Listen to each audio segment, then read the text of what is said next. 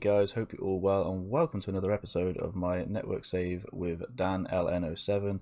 I am Benfica, he is Porto, and it's been going really well. We've completed the first season now, and there was a massive push right up to the very end, and I feel like I ended the season very strongly. But let's crack on and see what happened. So guys, we've jumped straight into the schedule here of our first season, and as you can see, in the month of February we weren't doing very well at all. We were sort of up and down. We started the season fairly strongly, but it was it was going downward here a little bit. So we changed the formation, which I'll show you just now, to a simple 4-2-3-1. Now, we just wanted to go back to basics. We've been trying all sorts of crazy, wonderful tactics and formations, and none of them have really been working that well with not just this save, but many other saves. So we've decided to go for a much more simple tactic, and this is a tactic I've used in a previous save, and it's worked really well, and it's worked really well here.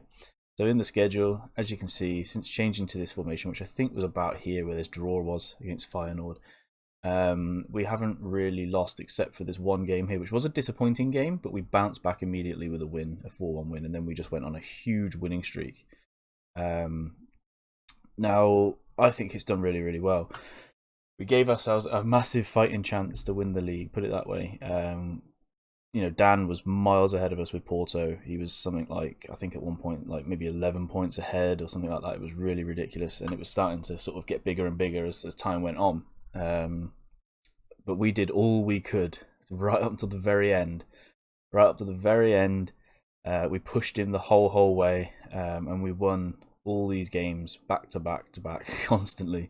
A bit of a strange one though. We had to play Santa Clara twice in a row, and we actually beat him. We beat him 5-2 here in the league, and then so that gave us a chance, and it gave me a bit more positivity that I could maybe pull this off.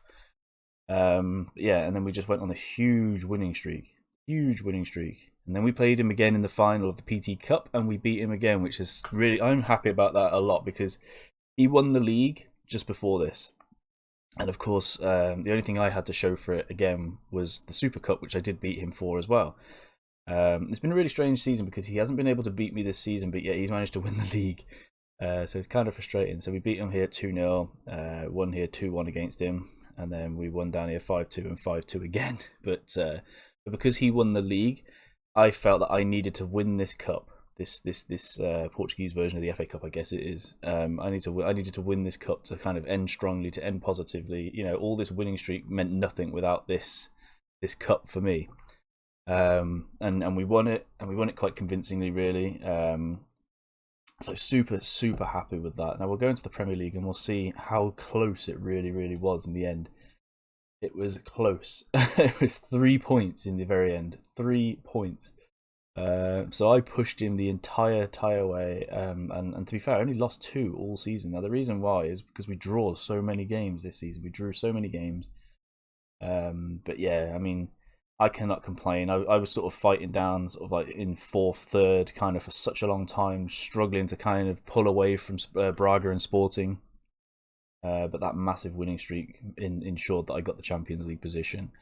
And yeah, like I said, I pushed Dan the entire way, and he was crowned champions in the first season. So, but I'm really happy because even though he was the champions, I'm happy with how we ended. I'm also happy that we beat him for 2 cups in the season. I'm also happy that we're unbeaten against him the whole season. So there's massive amounts of positives there to take into the second season, and I'm really looking forward to the second season. But yeah, so let's have a look at our ins now, because I think we're kind of in and around the transfer market now, or the transfer window, shall I say. And I think my business is pretty much done. We'll just check over our finances. Yeah, I've got a little bit left should we need to, but I might save that for January in case we need an emergency signing. But we'll see. But let's go back into the transfers here a second.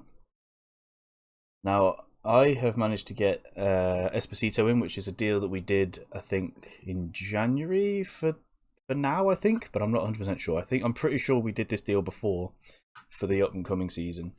So Esposito's come in. We've managed to get Eric Garcia. You might notice a trend here. We're getting the same players in this save as we are others. But we managed to get Eric Garcia in on a free. And we also got Nicola Pepe, who I think is absolutely fantastic on this game. Now, he has done really well for me on a Leicester save that I've done off stream and off YouTube. and he was instrumental in me winning that Premier League, which is really crazy. But yeah, and then we lost Everton. Now it's kind of annoying. I didn't want to sell him, but when someone like Man United comes calling, I tried to push them a little higher, but couldn't get it up. So we managed to sell him for 25 mil, rising to 39. Now Benfica are in a lot of debt, so it makes a lot of sense really to kind of sell on players and try and get ones in cheap. And we sold Carlos Vinicius as well to Spurs for 15 mil, and then there's a few others out the door on loan. But we've got in Diego Jota to replace him on loan, which I think is absolutely fantastic. I'm super excited to see how he does. The fact that he's Portuguese as well makes it a lot easier. And we also got Pablo Mari in from Arsenal, so it's more of just a backup centre-back really more than anything else. And if we look at the squad now, we actually have Gedson Fernandes back. We've got Luis back, which I am, again, super excited to have back in this team.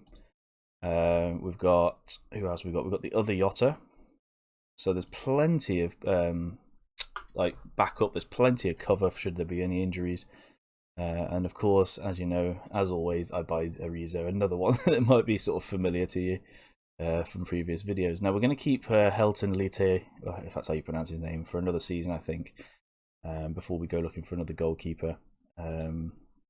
Maybe we'll see, but we've got a little bit of money. But I think I'm kind of happy with the goalkeepers that we've got for coming into this next season, and I'm happy with the squad overall. Really, I mean, we've got Tavares, Grimaldo. You know, there's players that have been here a while. Gilberto ended the season really well, so I feel like we have enough to push for the title. As for Dan's team, I'm not 100% sure who we brought in, but we'll have a little peek at what he's done in his transfer window.